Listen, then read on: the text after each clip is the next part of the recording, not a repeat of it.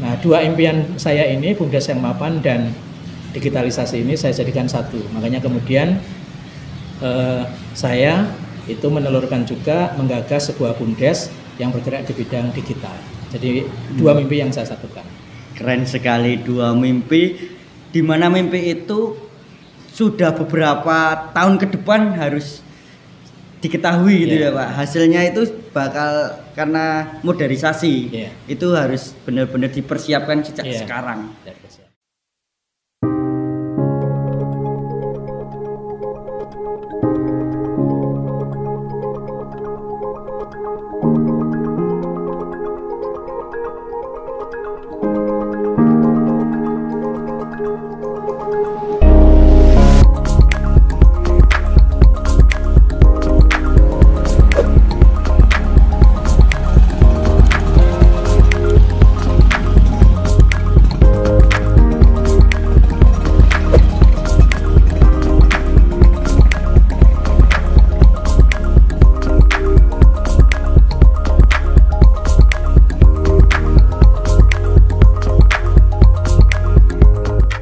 Ya, buat sahabat Dialog Bagelenan, saya sekarang sudah berada di kantor Desa Grandegan. Langsung saja kita temui kepala desa yang penuh inovasi bagi Desa Grandegan.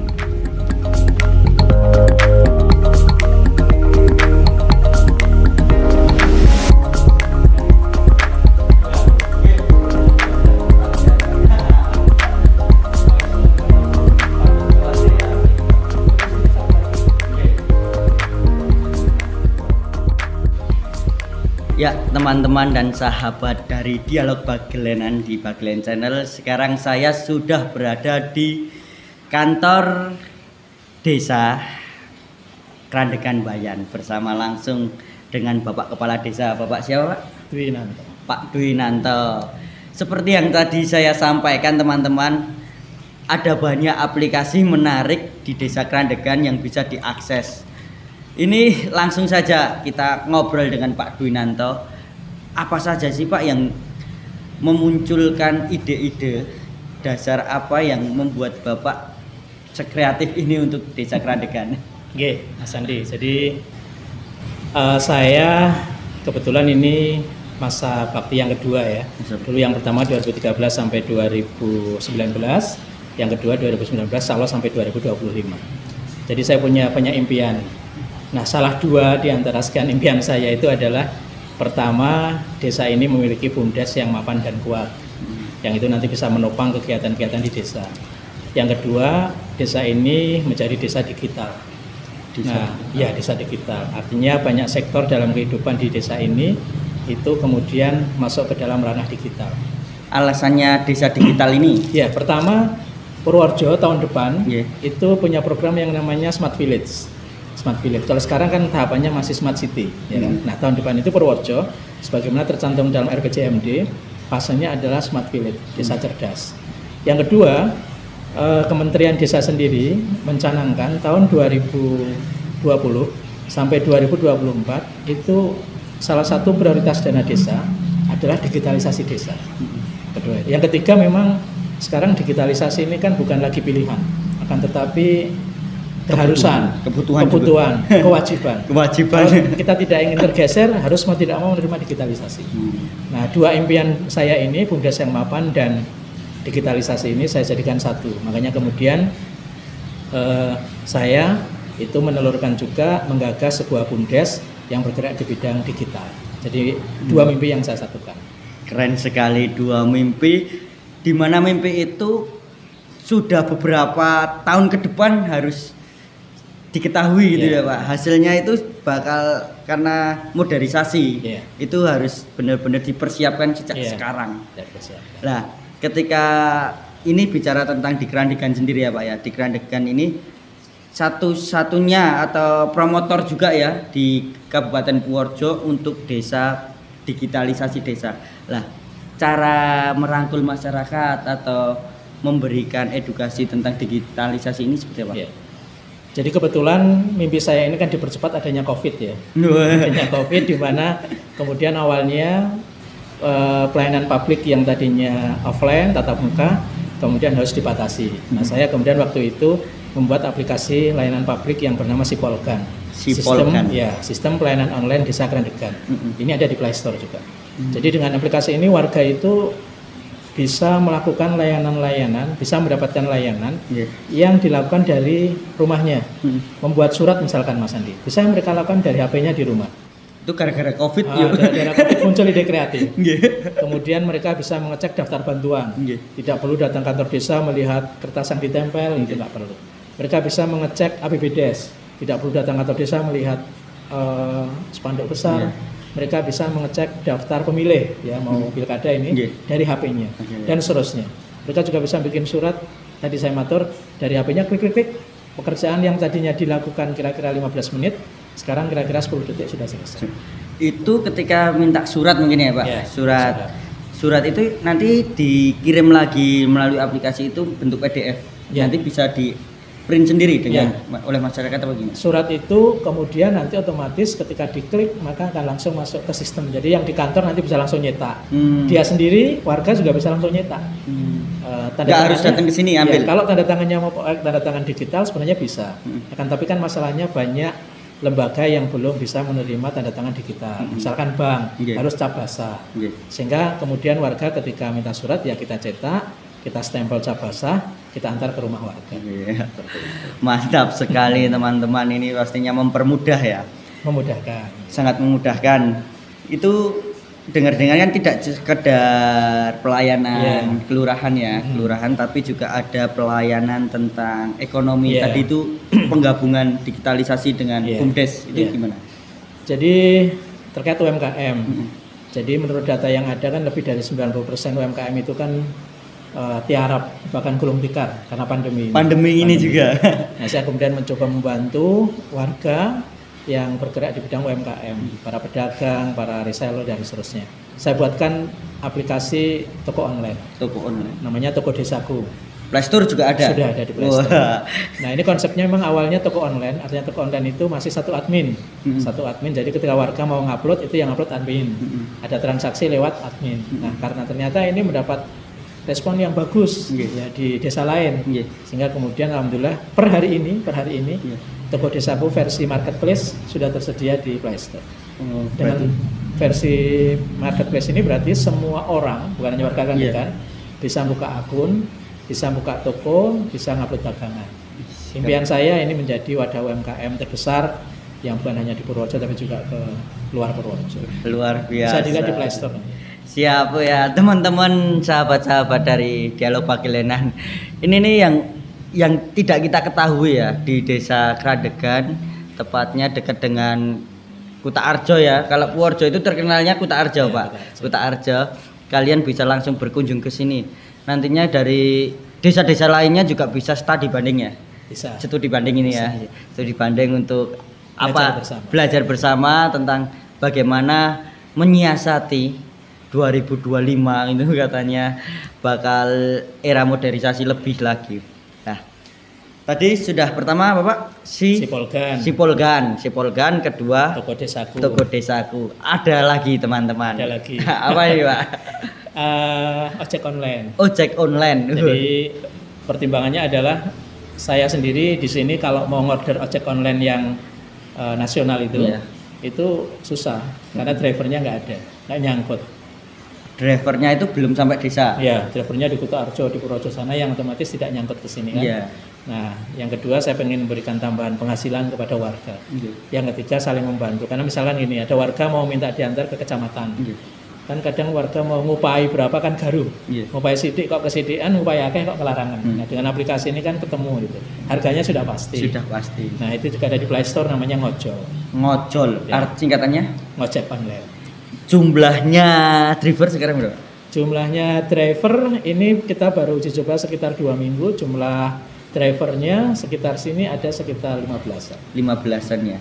Itu sudah mulai aktif. Ya, ini sedang kita uji coba teknis karena kalau ini kan terkait juga dengan regulasi. Kita belum berani menggenjot secara masif karena kan dia regulasinya terkait dengan Kominfo, terkait dengan Dinas Perhubungan, terkait dengan kendaraan yang digunakan. Jadi kita masih tahap uji coba dan saya sudah komunikasi ke Pemda untuk segera dibantu kaitan regulasinya.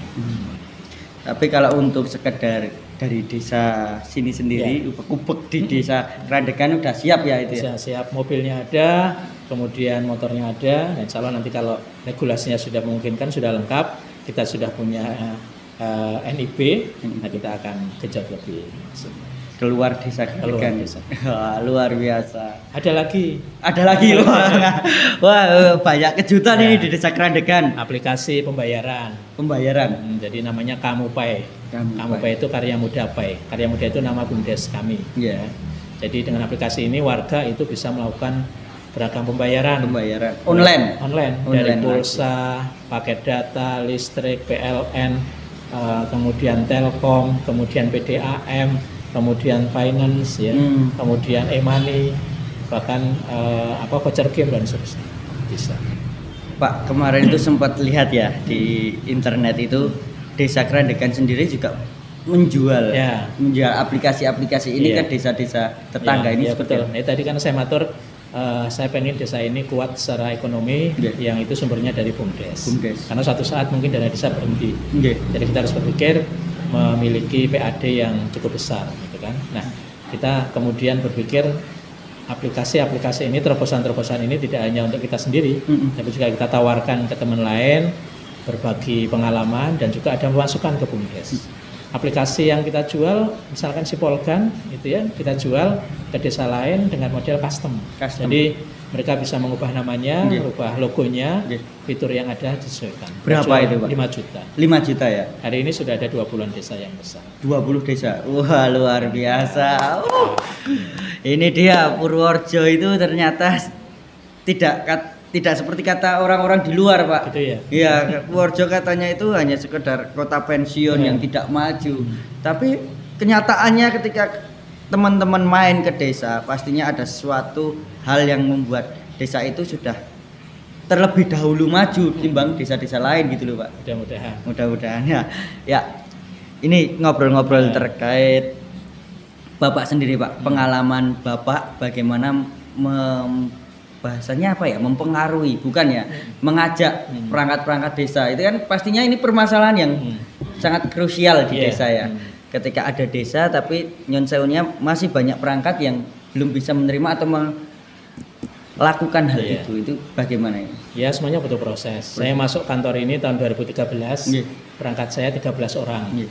Dari 13 orang itu tidak satupun yang bisa mengoperasikan komputer. 2013. Jadi, tidak satupun. Jadi saya itu pergi yang kantor istri saya.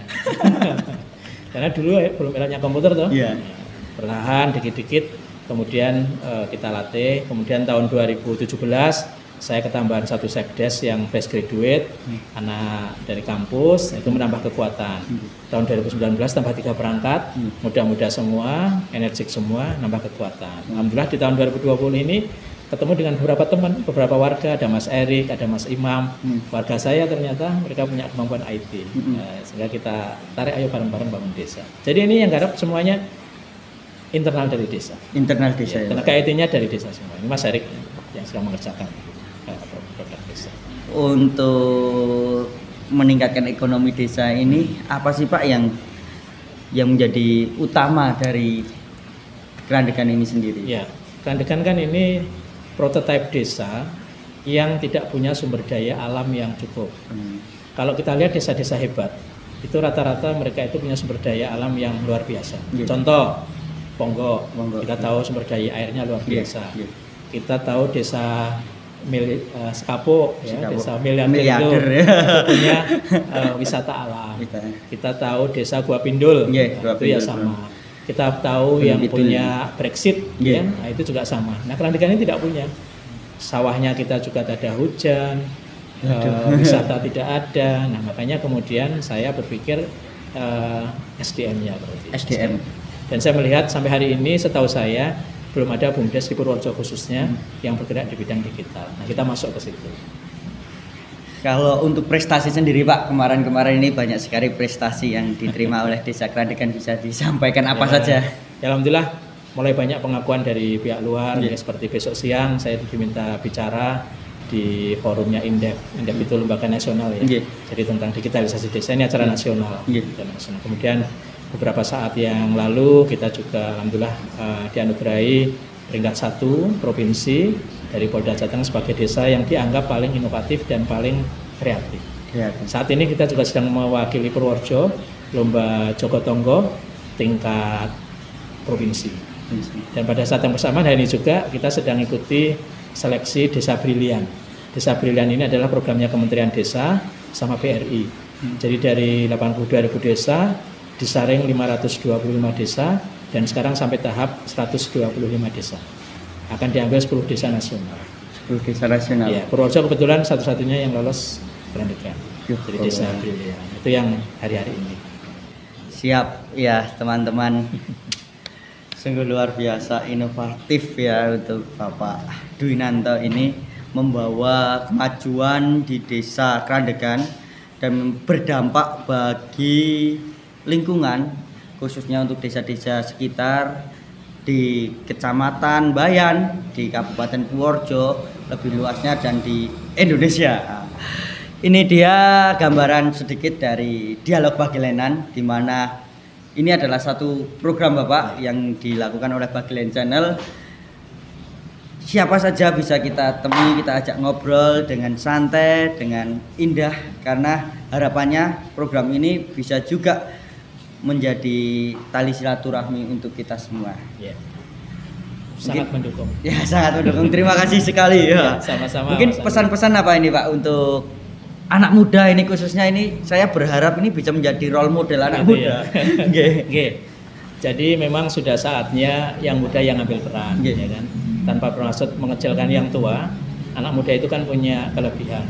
Pertama, secara tenaga relatif lebih kuat daripada yang tua. Yang kedua, relatif rata-rata anak muda itu punya idealisme yang lebih kuat. Gitu. Sehingga monggolah saatnya teman-teman muda ini mengambil peran di segala sektor. Kebetulan saya di pemerintah desa, ya saya tentu mencoba berbuat yang sebaik mungkin di pemerintah desa. Dengan yang bergerak di bidang jurnalistik, di bidang budaya, ya monggo bareng-bareng memberikan yang terbaik sesuai dengan bidang yang kita pilih. Ya, seperti itu. Saya hanya urun ide kok. Saya IT saya juga nggak pinter. Saya hanya urun ide. Saya pengen begini, tolong diterjemahkan. Nah, teman-teman yang punya kemampuan yang menerjemahkan. Siap. Oke, terima kasih buat Pak Dwinanto waktunya. Karena sangat sulit bertemu dengan Bapak dengan kesibukannya. Dan saya ucapkan terus semangat buat teman-teman muda, karena ini Pak Dwinanto juga masih muda. Dapat mengubah desa kita masing-masing. Salam budaya. Panjang umur, niat baik Bapak. Terima kasih Mas.